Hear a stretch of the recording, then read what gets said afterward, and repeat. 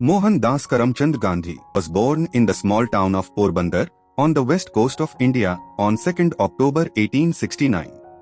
He belonged by birth to the Vaishya or trading caste. His father died when he was 15 years old, and apart from that time, his mother became the greatest influence in his life. Her spiritual teacher was a Jain devotee. Among the Jains in India, the central doctrine is the sanctity of all life, or Ahimsa, which is often translated as non-violence. This teaching remained paramount with Gandhi. In South Africa, when 19, he came to London, qualified as a barrister, being called at the Inner Temple, and, returning to Bombay in 1892, set up a practice.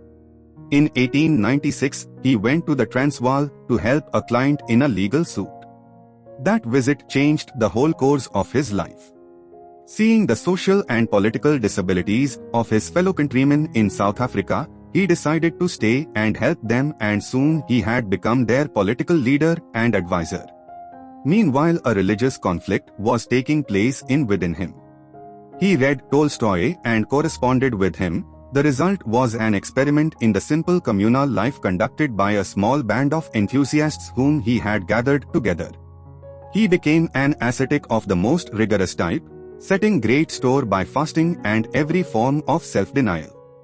To the end of his life he remained a devout Hindu, but declared if ever untouchability were made part of Hinduism he would cease to be a Hindu. Perhaps the greatest religious effort of his life was to break down untouchability. He went on steadily preparing his followers in South Africa for the struggle which was to end the indignities under which they suffered. 3 times he went to prison. Little by little, the Indians gained the respect of the Europeans in South Africa by the faith with which they obeyed their leader in his campaigns of passive resistance. The summer of 1914 brought victory for the cause, and in July of that year the Gandhi Smuts settlement was signed. When the war of 1914-18 broke out, he came to Britain to organize an Indian ambulance corps. He had done ambulance work in both the Zulu campaign and the Boer War, but was taken so seriously ill the doctors sent him back to India.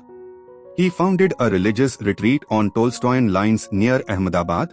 The Viceroy conferred on him the Khalsar Hind Gold Medal for distinguished humanitarian work in South Africa, and, by general consent, he began to be called by the name Mahatma, which means literally great soul.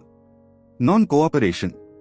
A series of events quickly following each other at the end of the war brought him back into political leadership.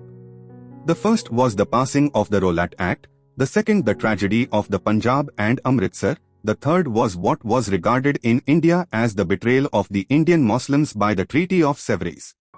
He launched a non-cooperation movement in September 1920, but the non-violence which he demanded from his followers was broken. Congress revolted against his authority, and the government selected the moment for eliminating him from the political scene. He was arrested, brought to trial for promoting disaffection, and sentenced to 6 years imprisonment. On his return to politics, he found himself a stranger in the existing atmosphere of disillusioned realism. He yielded the leadership to C.R. Das and Motilal Nehru, and retired to hand-spinning and the editing of his weekly paper. He showed no desire to resume his old position as dictator, and for that reason his moral supremacy was recognized even by his political rivals. So when at the time of the Simon Commission the old Congress leaders found that the young men were heading for revolution, they decided that the only remedy was to call him back. Round Table Conference. Gandhi, on his return, demanded from the government more than Lord Irwin's promise of future dominion status or Ramsay MacDonald's offer of a round-table conference. Hence his illicit salt campaign and plans for mass non-violence, which resulted in his second imprisonment in May 1930. Britain had well recognized that she could not afford to allow the Round Table Conference, then sitting, to be a fiasco, and the new idea of an All-India Federation and the principle of responsibility at the centre was adopted. There followed the historic negotiation between Lord Irwin and Gandhi, in which, on March 4, 1931, Gandhi agreed to urge Congress to take part in the second Round Table Conference. But it soon became apparent at the conference that Gandhi's idea of a settlement was radically different from those of the Muslims, the princes, or the British government, and the only hope was that he might consent to stand aside. His attitude was still ambiguous when he returned to India from London at the end of the conference, but the refusal of Lord Willingdon, who had succeeded Lord Irwin as Viceroy, to discuss measures for restoring order decided terms of imprisonment in which he embarked upon fasts followed. Political India had meanwhile begun to look to Jawaharlal Nehru for a lead, and Gandhi left the centres of political activity to go on a long tour on behalf of the untouchables cause. Thenceforward it seemed that his political influence was on the wane.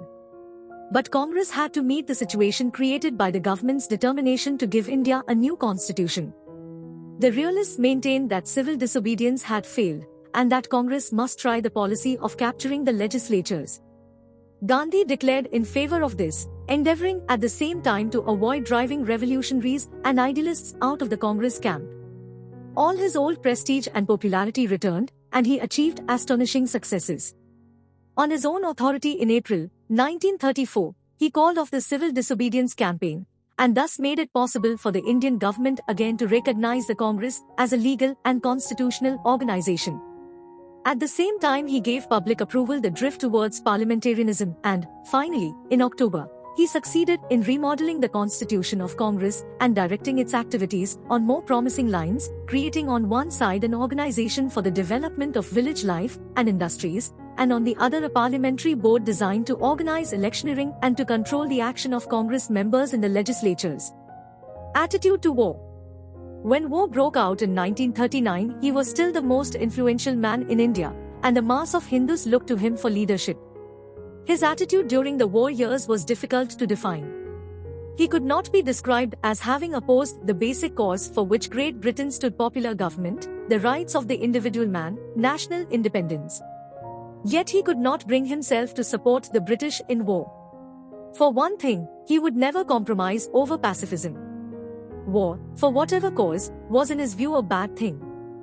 Though evil must be resisted, it could never be fought effectively by violence, for violence was the root of all evil.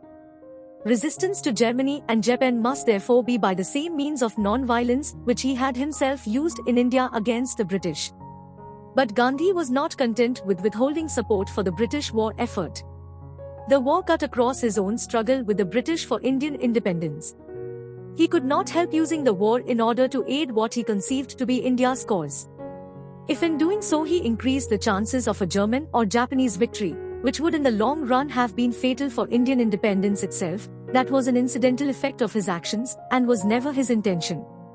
Moreover, when he was reproached that by his actions he was weakening Great Britain, the main champion of the causes for which he stood, he replied that Great Britain, by its imperialist rule in India, was weakening itself morally.